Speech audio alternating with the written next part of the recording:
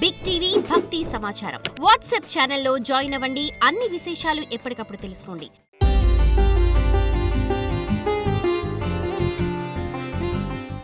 నమస్కారం. అష్టాదశ శక్తిపీఠాలు ప్రత్యేక కార్యక్రమానికి సాదర స్వాగతం. జ్వాలాయాం వైష్ణవీదేవి. సతీదేవి దేహాంగాలలో ఒక భాగం ఈ ప్రాంతంలో పడినందున ఈ ప్రదేశమంతా శక్తిపీఠంగా వెలసింది.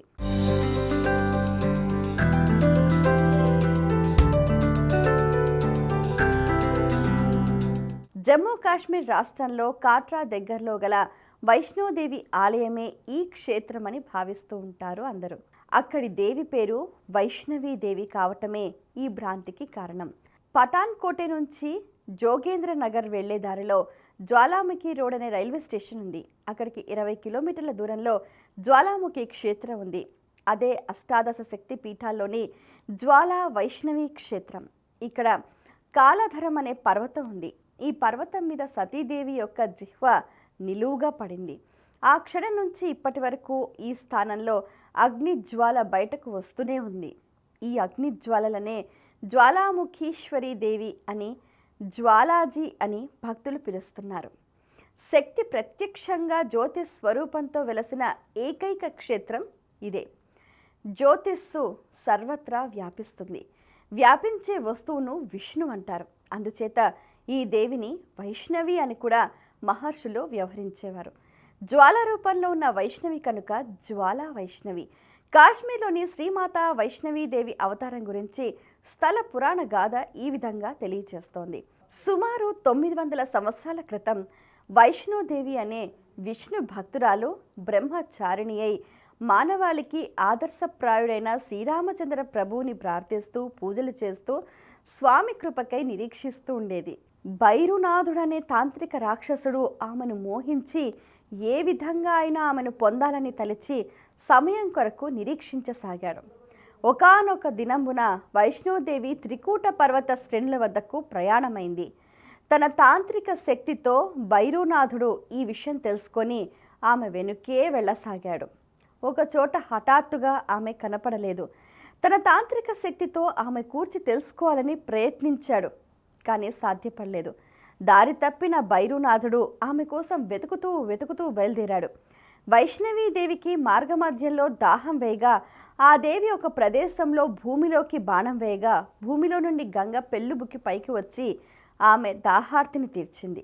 ఆ దేవి తాను సేద తీర్చుకున్నటకే కూర్చున్న ప్రదేశంలో పడిన పాదాల గుర్తులు ఇప్పటికీ దర్శనమిస్తాయి. ఆ ప్రదేశం చరణపాదుకాగా ప్రసిద్ధమైంది. ఆ తరువాత దేవి ప్రయాణమై ఒక గుహలో ధ్యానముద్రలో నిమగ్నమైపోయింది. ఆమెని వెతుకుతూ వచ్చిన భైరవనాథుడు పిచ్చివాళ్ల దిక్కుతోచక తిరిగి 9 నెలల అనంతరం ఆ దేవి ఆ గుహలో తపస్సులో ఉండటం గమనించాడు. అందువల్లనే ఆ గుహకు గర్భజూన్ అన్న పేరు వ్యవహారంలోకి వచ్చింది. భైరవుడు ఆ గుహలోకి ప్రవేశించగా ఆ దేవి ఆ రాక్షసుడి బారిన పడకుండా గుహ వెనుక ద్వారాన్ని త్రిశూలంతో ఛేదించి ఆ మార్గం గుండా బయటకు వెళ్ళిపోయింది. త్రికూట పర్వతం నందు ఉన్న దర్బారు వద్ద పవిత్రమైన గృహ వద్దకు చేరుకుని ఆమె ఒక్కసారిగా ఉగ్ర రూపంలో దుర్గాదేవి రూపం దాల్చి భైరునాథునితో ఘోరమైన యుద్ధానికి తలపడింది. ఆమె రాక్షసుని తలను తెగ నరకటంతో ఆ కత్తివేటుకు తల ఎగిరి కొండ మధ్య పడింది. ఆ అంత్య సమయంలో భైరునాథుడు తన తప్పు తెలుసుకొని మన్నించమని ప్రార్థించగా దేవి శాంతించి కరుణతో అతనికి క్షమాపణను ప్రసాదించింది. శ్రీ వైష్ణవీ మాత, శ్రీ దుర్గామాతగా అవతరించిన ఈ ప్రదేశమే సతీదేవి ఎడమచేయి పడిన ప్రదేశంగా భావిస్తారు. అటు తరువాత ఆమె అచటనే భక్తులను తన బిడ్డలుగా ఆదరించి వారిన కోర్కెలు తీర్చే మాతగా అవతరించింది.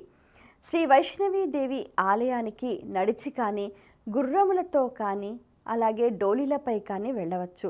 గుహాలయం వరకు మార్గమంతా సిమెంట్ రహదారితో ఉండి చక్కని విద్యుత్ సౌకర్యం కూడా ఏర్పాటు చేశారు. ఆ వైష్ణోదేవి అనుగ్రహంతో కూడా విష్ణు సాన్నిధ్యం కూడా పొందొచ్చు అని కూడా ప్రతీతి.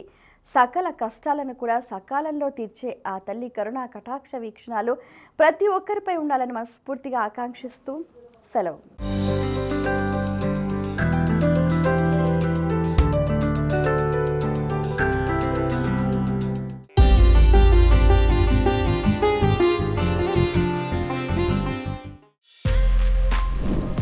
For more videos like this, subscribe Big TV channel.